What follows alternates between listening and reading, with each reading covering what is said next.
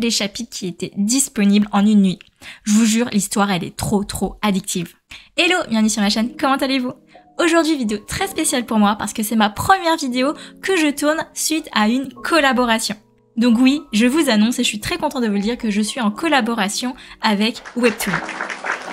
Vous imaginez que je suis super contente, super surprise et en tout cas, merci beaucoup à Webtoon, merci beaucoup à vous, vraiment mes abonnés ou tous ceux qui me soutiennent depuis le début, ça me fait vraiment trop plaisir et ça marque vraiment un petit milestone, vous savez, sur ma petite création de contenu sur YouTube et sur mes réseaux sociaux, donc je suis vraiment trop contente, donc merci beaucoup. Dans le cas de cette collaboration, j'ai pu recevoir 2 titres qui sont sortis récemment depuis le 19 octobre dans les librairies en France et c'est l'occasion de vous en parler. Le premier c'est Merry My Husband et le deuxième High School Mercenary.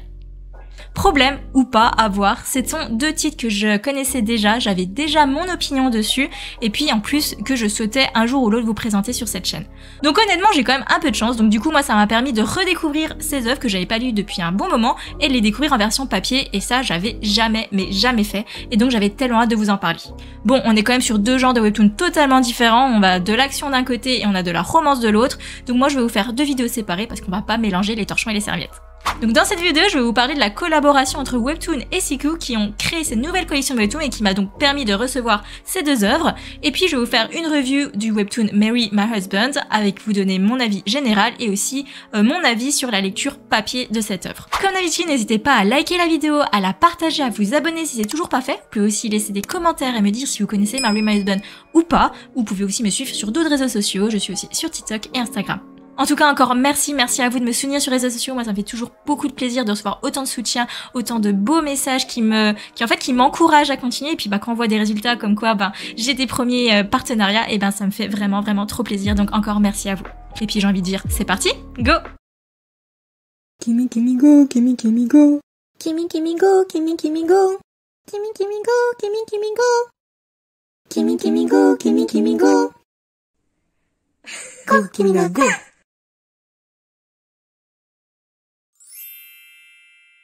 Avant de vous parler de Merry My Husband, un peu de contexte sur la sortie de ce webtoon en France. Donc vous connaissez Webtoon, je vous en parle tout le temps sur ma chaîne, c'est sur cette plateforme que je vais lire mes webtoons en français, gratuitement et légalement.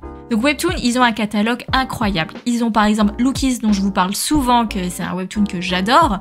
Il y a aussi Tower of God, il y a aussi L'impératrice remariée côté romance, ou encore True Beauty, que vous devez aussi probablement connaître. Bref, ce sont les leaders côté webcomic sur internet. Et ce que vous savez peut-être pas, c'est que avant Merry My Husband et High School Mercenary, ils n'avaient jamais sorti de webtoon au format papier. Mais Tower of God et True Beauty, ça existe en France, on les trouve dans nos librairies.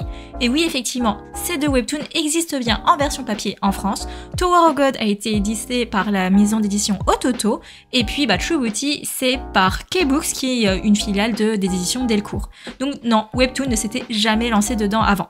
Parce que oui, Webtoon, c'est un expert du digital, du webcomic, tout ça. Mais c'est pas un expert du papier en France. Et économiquement, faut pas se cacher, le domaine du digital et le livre papier, c'est clairement pas du tout la même chose. Il y a des lois totalement différentes et Webtoon c'est pas des experts dans la matière. Et puis quand tu sais pas quelque chose, qu'est-ce que tu fais en général? Tu fais appel à un ami. Et c'est pour ça que Webtoon a fait appel aux éditions Lafon. Et même plus particulièrement la branche Sika qui est leur branche pour l'édition de Webtoon papier. Et donc Michel Lafon, ce sont des experts du livre papier. Dans leur collection, leur catalogue, il y a plus de 200 titres qui sortent par an. Tu vas avoir des documentaires, des romans, et puis des mangas aussi, et puis je vous ai dit, des branches Webtoon. Mais en tout cas, ils ont l'habitude de sortir du papier. Et donc c'était assez naturel, moi je trouve, de voir ces 2 acteurs se rapprocher, de faire une collaboration pour nous sortir des webtoons au format papier. Et les 2 premiers webtoons sortis dans cette collaboration, c'est pas n'importe lesquels. On a Merry My Husband qui est souvent dans le top 1 des webtoons sur la plateforme. On a plus de 32 millions de vues en France. Et puis High School Mercenary aussi, lui, qui est excellent, qui est régulièrement dans le top action de la plateforme et qui cumule plus de 53 millions de vues. Donc pour rappel, on est à environ 68 millions en France. C'est énorme. Bref, ce sont 2 gros titres qui sont arrivés pour marquer le début de cette collection. Et moi, dans cette vidéo, je vais vous parler de Merry My Husband. Merry My Husband, c'est quoi? En français, ça veut dire « épouse mon mari ». On est du genre romance, drame, retour dans le passé et vengeance. C'est un webtoon coréen de 2021 qui a été écrit par Sung Seo-jak et illustré par les studios Liko. Donc si vous connaissez peut-être les studios Liko, c'est ceux qui ont notamment illustré Le Clan de Hwasan ou Save Me, qui est le webtoon qui a été inspiré tout droit de l'univers de BTS. Vous savez, ces grands chanteurs de K-pop. À l'origine, Mary My Husband, c'est aussi un roman et il va bientôt y avoir une adaptation en drama, c'est-à-dire en série coréenne, qui est prévue normalement pour 2023, mais on n'a pas beaucoup plus de nouvelles, donc honnêtement, moi j'y crois pas trop. En tout cas, on est sur une œuvre terminée avec plus de 58 chapitres pour l'histoire principale et une dizaine d'épilogues, ça fait 68 chapitres, et moi j'ai pu tout lire et c'est super agréable de pouvoir vous donner un avis sur une œuvre complète. C'est l'histoire de Ji-won, une fille de 37 ans qui a un cancer et qui est en phase terminale. Alors qu'elle rentrait chez elle, elle découvre son mari Min-wan et sa meilleure amie Soo-min qui étaient dans le même lit en train de comploter pour savoir comment elle allait récupérer tout son argent, son assurance vie à sa mort. Donc forcément, ils vont se disputer, elle va se prendre un coup de la part de son mari et elle va, bim, mourir sous ce coup.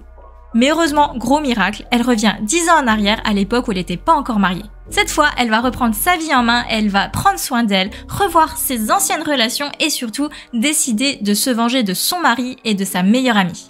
Quand j'ai découvert Mary My Husband il y a plus d'1 an, je vais pas vous le cacher, j'ai lu tous les chapitres qui étaient disponibles en une nuit. Je vous jure, l'histoire elle est trop addictive. Alors moi, j'adore l'évolution de Ji-won, parce que dans son ancienne vie, c'était une personne super misérable, qui ne prenait jamais soin d'elle, qui donnait tout aux autres, et puis c'est pour ça qu'elle s'est attirée des relations ultra toxiques comme Min-wan et Soo-min qui sont vraiment 2 ordures. Mais là, elle a la chance de tout recommencer, de vraiment se mettre au centre de tout ça, et ça, c'est vraiment trop bien comme approche.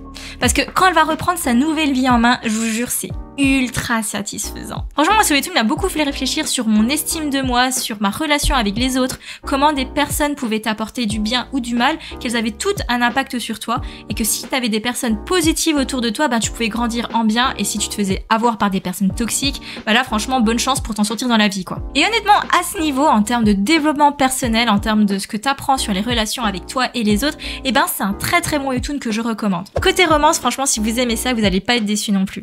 Moi, j'adore la romance, vous le savez, et honnêtement, j'ai aimé tous les couples de ce webtoon. Enfin, tous. Pas vraiment, Min-wan et Soo-min, c'est clairement des ordures, donc eux je les mets à part, mais le reste, tous les couples que tu vas voir, que ce soit le couple principal ou les couples secondaires, ils sont vraiment trop bien. Et d'ailleurs, si vous êtes même pas trop romance, vous pouvez quand même jeter un œil sur ce webtoon parce que la romance, elle est vraiment pas emmenée comme un cheveu sur ma soupe. L'objectif de ce webtoon, c'est pas la romance. Au début, on se focalise vraiment sur Ji-won, sur son évolution personnelle, et la romance, elle arrive petit à petit, et puis ça s'incorpore pas trop mal. Bon, après, je vous avoue, ce webtoon, il est pas parfait. Il y a quand même quelques points, moi, qui m'ont un peu dérangé en milieu de parcours. Donc, je vais pas m'étaler ici, je vais pas vous spoiler. Mais en gros, à un moment, t'as quand même des scènes assez clichés, faut le dire. T'en as d'autres qui sont pas forcément très cohérentes dans le récit ou un peu abusées. Plus abusé que pas cohérent d'ailleurs, et des fois ça peut être un peu gênant. Mais bon, si tu prends ça avec pas mal d'humour ou à faire un peu de recul en disant bon ok, on accepte, ça passe, ça va. Voilà, ça c'est des 2-3 trucs qui m'avaient un peu dérangé quand j'avais lu le webtoon. Soyez avertis qu'au milieu vous allez risquer d'avoir vous allez être peut-être un petit peu comme moi, un peu déçus par ce qui se passe au milieu, mais vous inquiétez pas, après ça repart bien, c'est assez sympa quand même. Et donc du coup c'est quand même une lecture très sympa dans sa globalité. Concernant la version papier. Alors moi, il y a toujours une question que je me pose quand je me dis qu'il y a une version webtoon qui a été adaptée en papier, c'est où est-ce que ça s'arrête? Donc on a les 10 premiers chapitres dans ce premier tome, et je trouve que c'est bien de l'avoir découpé comme ça, parce que tu as assez d'éléments pour comprendre ce qui se passe dans la vie antérieure de Ji-won, et puis dans sa vie actuelle. T'en profites aussi pour voir pas mal de personnages, que ce soit des personnages principaux ou secondaires, et de voir déjà l'impact qu'ils vont avoir sur Ji-won, et puis tu vas mieux apprendre à connaître notamment les grands méchants de ce webtoon que tu vas détester à la fin, et puis t'attacher à tous les autres personnages secondaires qui sont vraiment des super bonnes connaissances, des super bons amis pour notre Ji-won dans cette nouvelle vie.